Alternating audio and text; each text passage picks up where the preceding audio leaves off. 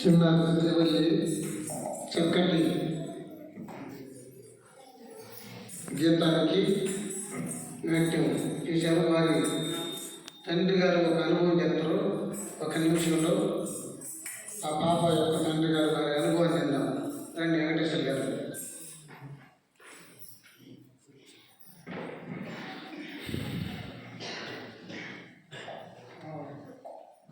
అందరికీ ఆత్మ ప్రణామాలు. ముందుగా మన గురువు గారికి ఆత్మ ప్రణామాలు.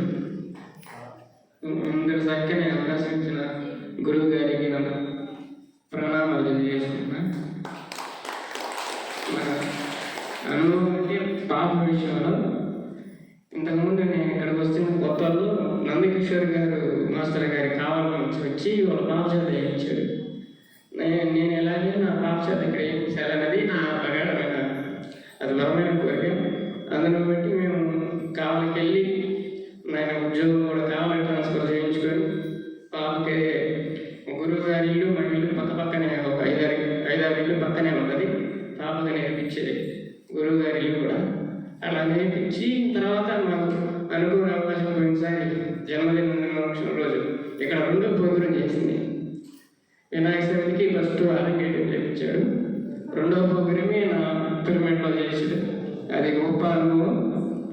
2వసారి కూడా మళ్ళీ అవకాశం ఈరోజు పిలిపించాడు. కొంచెం లేట్ అయింది, క్షమించాలి. ఎందుకంటే మా బామ్మతి అతనికి బాగాలేక హాస్పిటల్లో ఉన్నాడు. అక్కడికి వెళ్ళి రావడం వల్ల లేట్ అయ్యింది. క్షమించాడు.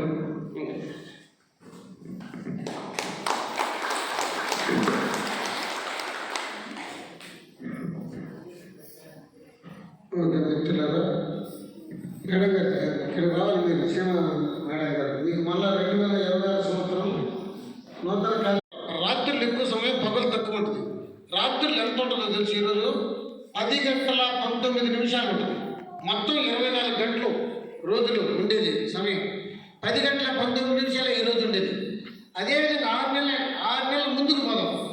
జూన్ 21వ తేదీ ప్రపంచ యోగా దినోత్సవం పెట్టారు. ఆ రోజు కరెక్ట్గా ఇదే రోజే జూన్ 21 తర్వాత ఏం చేశారంటే ప్రపంచ యోగా దినోత్సవం ఆ రోజు ఎందుకు పెట్టారంటే ఆ రోజు పగులు ఎక్కువ ఉంటుంది. మీరు గమనించుకోండి కావాలంటే. పగులు ఎక్కువ ఉండే రోజు ఎప్పుడంటే యోగా డే, ప్రపంచ యోగా డే రోజు. రాత్రుల సమయం ఎక్కువ ఉండేది ప్రపంచ ధ్యాన దినోత్సవం. ఇది డిసెంబర్ 21వ తేదీ నుంచి గత 10 సంవత్సరాల నుంచి కడతాల్లో ధ్యాన మహాచక్రం జరుగుతుంది. ధ్యాన మహాచక్రాలు, మహాయాగాలు, మహాయజ్ఞాలు అని పేర్లు మార్చేస్తాం. అయితే డిసెంబర్ 21వ తేదీ నుంచి అక్కడ ప్రారంభమైంది. ఎందుకు పెట్టారో ఈ చలికి తట్టుకోలేక ఇదేంటి అందరూ అనుకుంటున్నాం, అక్కడికి అర్థం కాక. కానీ ఆ రోజునే ఐక్యరాజ్య సమితిలో ఇది అంగీకరించారు. ఇది అంగీకరించడం ఇక్కడ మాటలు చెప్పినంత ఈజీగా ధ్యానాన్ని పక్కన బజార్ వాళ్ళే అంగీకరించడం. అట్లాంటి ముస్లిం దేశాలు, క్రిస్టియన్ దేశాలు, బౌద్ధులు, హిందువులు, వేరే భాషలు, వేరే మతం వాళ్ళు, వేరే కులం వాళ్ళు, వేరే ప్రాంతం వాళ్ళు, వేరే దేశం వాళ్ళు, వేరే రాష్ట్రం వాళ్ళు అందరూ అంగీకరించారు. కానీ మనం అంగీకరించాలి. చూడండి ఎంత గొప్ప విషయం ఇది. సామాన్యమైన విషయం కాదు. ఇక్కడ మాటలు చెప్పినంత ఈజీ కాదు ఇది. ఎవరు దీన్ని ఇప్పటికీ ధ్యానాన్ని అంగీకరించారంటే ఇది గొప్ప విజయం. ఇది మామూలు విజయం కాదు. ఇది సామాన్యమైన విజయం కాదు. ఇప్పుడు తలెత్తుకొని ఇప్పుడు చాలామంది ఒప్పుకుంటారు. ఎక్కడ కూడా ఎన్ని ఇంతకుముందు 5-6 ఏళ్ళ అక్కడ ధ్యానమా అది కూర్చొని నిద్రపోయేదా? మాకు తెలుసులేదు. కూర్చొని నిద్రపోయేది ఎంత మన పండుకొని నిద్రపోకుండా అని కొందరు ఎగతాలు చేసుకున్నాం 5-6 ఏళ్ల క్రితం. తర్వాత 4 ఏళ్ల తర్వాత అదేదో మంచిదేనంటమ్మా, మా పక్కింటంటే కడుపు నొప్పి తగ్గిందంట, మొన్న ఎదురింటంటే ఇది మోకాళ్ళ నొప్పులు తగ్గినాయి అంట. తర్వాత 2 రోజులు తర్వాత సంవత్సరాల ఈ మాట ఇంకా 3 ఏళ్ల తర్వాత ధ్యానము ఇదేదో మంచిదేనంటామో, దేవుడు కనపడుతున్నట్టమో, మాకు కూడా వాళ్ళు కనపడేటట్టు వాళ్ళు కనపడేది. ఇప్పుడేమంటారు తెలుసా? ధ్యానం జీవ సచ్చేటట్టు అంటాం. అప్పుడు అదే మాట అదే నాలుక ఇప్పుడు ఇటు మారింది. అంతకుముందు కూర్చొని నిద్రపోయేవాళ్ళు చేసిన అనేవాళ్ళే ఇప్పుడు ధ్యానం లేకపోతే బతుకులేదు అనేటట్లు వాళ్ళ నోటి నుంచే వస్తుంది ఆ మాటలు. చూడు ఎంత మార్పు వచ్చింది వాళ్ళలోనే. అంటే ఇందాక మేడం గారు చెప్పారు, భూమి మీద శక్తి విపరీతంగా రోజు రోజుకి పెరుగుతా ఉంది. ఈ శక్తిని తట్టుకోవాలంటే ప్రతి ఒక్కరూ ధ్యానం చేయాలి. ధ్యానం చేయకపోతే వాడు నిలబడలేడు. ధ్యానం చేయకపోతే నీకు అన్ని చుట్టూ పడతాయి. అయితే ధ్యానం చేస్తే కూడా చుట్టూ పడతాయి ఇందాక చెప్పింది. ఎందుకంటే ఎక్కువ బంగారమే ఇది ఒరిజినల్ డూప్లికేట్ అని చెక్ చేసేది బుగ్గునమ్మా. బంగారం కదా, మనం బంగారు అంగడికి తీసుకుపోయినా లేకపోతే బ్యాంకుకి తీసుకుపోతే బంగారాన్ని పొద పెట్టాలంటే ఇది నకిలీ బంగారం ఒరిజినల్ బంగారం దానిగా చెక్ చేసేదా. బొగ్గుని ఎత్తుకోకపోతే చెక్ చేస్తారా? బంగారుకి ఎక్కువ పరీక్షలు పెడతారా పెట్టరా? అట్లా ఇక్కడ కూడా ఎక్కువ ధ్యానం చేసేవాడికి, ఎక్కువ బాగా ఎదిగే వాళ్ళకి, ఎక్కువ స్థితిలో ఉండే వాళ్ళకి ఎక్కువ పరీక్షలు వస్తాయి. బంగారానికి అక్కడ ఏ విధంగా పరీక్షలు వస్తాయో ఇక్కడ కూడా అట్లా పరీక్షలు వస్తాయి. ఆ పరీక్షలన్నీ తట్టుకొని నిలబడితే వాడు భగవంతుడి స్థాయికి ఎదుగుతుడు. అప్పుడు చాలా ఉన్నతమైన, ఇందాక మేడం చెప్పారు, డార్క్ ఫోర్సెస్ అని, చీకటి శక్తులు, మన భాషలో దెయ్యాలు భూతాలు. మేడం అట్లా చెప్తే మీకు అయ్యేందు డార్క్ ఫోర్సెస్ అంటే అదేందో అర్థం కాదు చాలా మందికి.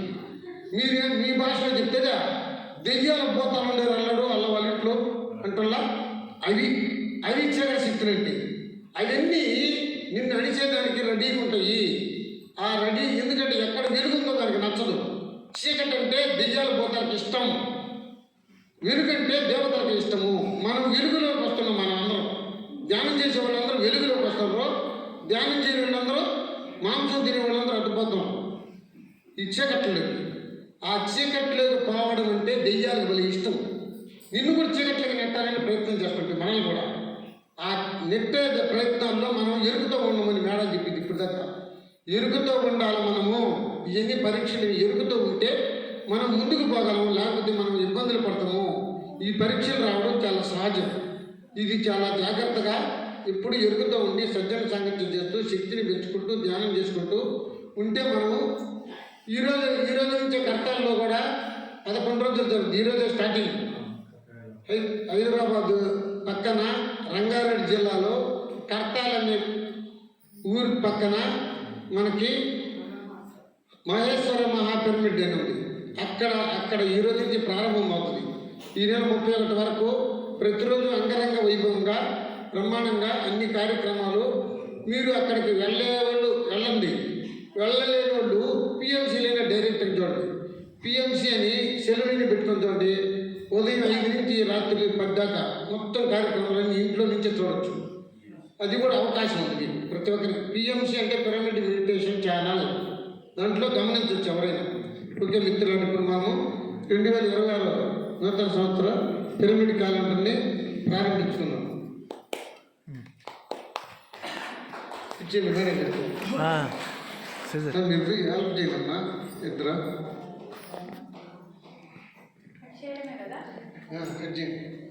Claps claps claps.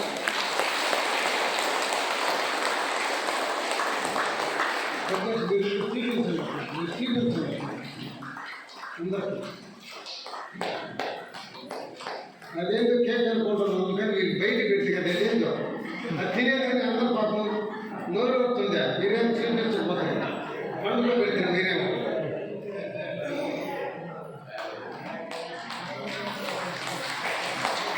ఓకే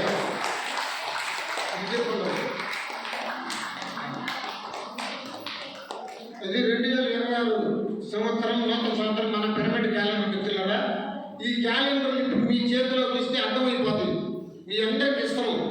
అయితే మీరు భోజనం చేసేటప్పుడు అర్థం ఎక్కడ పెట్టాలని అర్థం కాదు మీకు.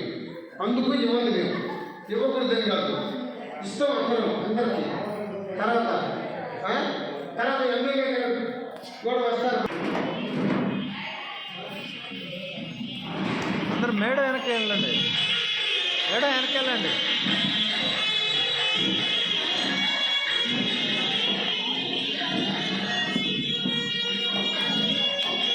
వెనక్కిపోండి, వెనక్కి.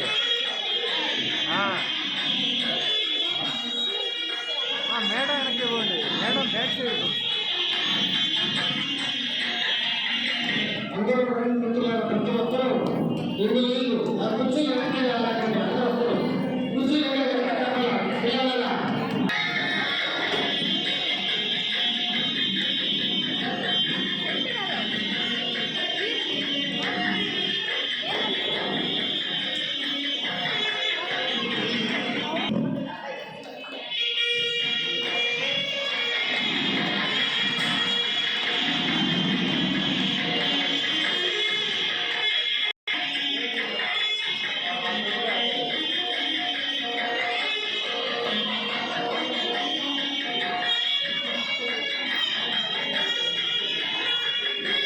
ఈరోజు మనకి సత్యమాసం అందుకున్నాం అంటే అది జగద్గురు బ్రహ్మర్షి పితామహ పత్రిజీ గురువు గారు పెట్టిన భిక్ష ద్వారా వారి శిరస్సు మంచి ఆత్మ ప్రణామం తెలియజేస్తున్నాను. ఈరోజు మనకి కేరళ నుంచి వచ్చి సీమా సుభాష్ మేడం గారు మనకి వారి యొక్క అద్భుతమైన అనుభవ జ్ఞానాన్ని అందించారు. వారి భర్తని అంటే డాక్టర్లు కూడా చేస్తే ఎలా బ్రతికించుకున్నారంటే కేవలం సత్యాన్ని విశ్వసించి సత్యం కోసం మేడం గారు ఆమె జీవితాన్ని కూడా అర్పించి ఎంతో సేవ చేస్తున్నందువల్ల ఆమె సౌభాగ్యాన్ని పొందడం జరిగిందని తెలియజేశారు. అదేవిధంగా నా అనుభవం కూడా అదే అనుభవాన్ని చెప్పుకుంటాను మిత్రులారా. నేను ధ్యానంలోకి రాకముందు మా సార్ కూడా ఆరోగ్యము అంటే ఎక్కువ శాతము అన్కాన్షియస్ మైండ్లోకి వెళ్ళిపోయేవారు. ఫిట్స్ కనిపించి ఎప్పుడు హాస్పిటల్కి తీసుకెళ్ళినా ఇంక ఈయన బతకరు అని అందరూ అనుకునేవాళ్ళు మిత్రులారా.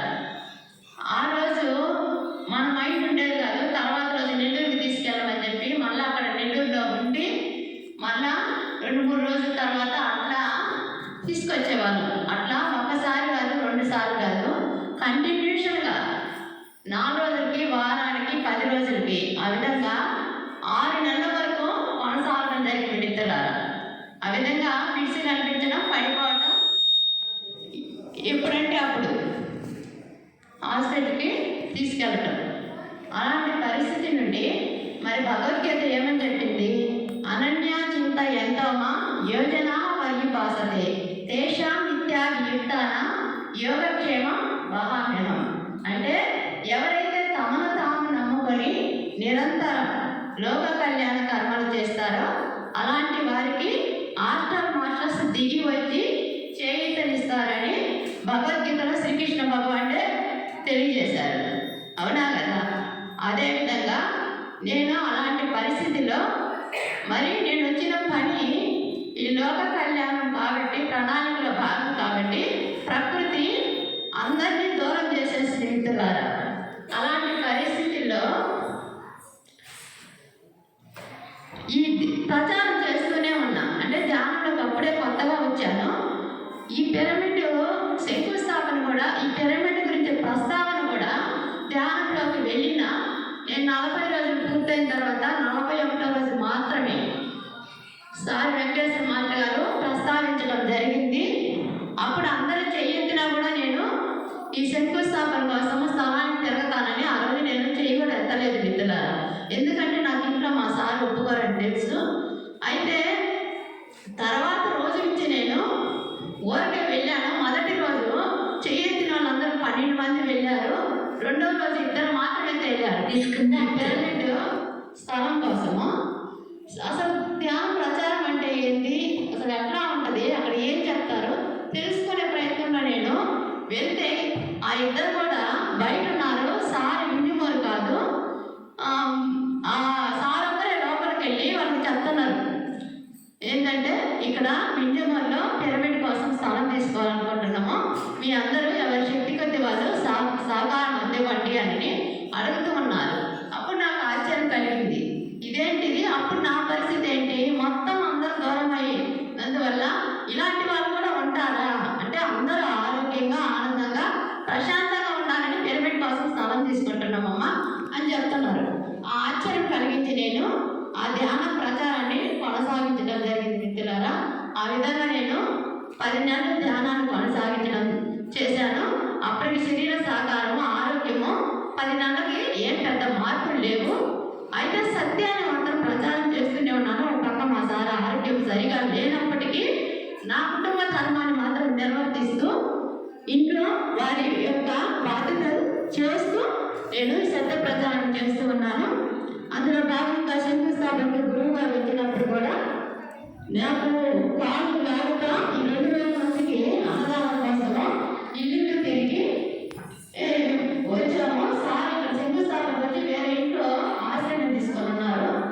అప్పుడు సారు నేను కాళ్ళు లాగుతా, సార్ ఇక్కడ సోఫాలో కూర్చొని ఉన్నారు. అప్పుడే కూర్చున్నా. అతను జగద్గురు నన్ను చూడగానే లేచి నా కోసం కింద కూర్చోవడం జరిగింది.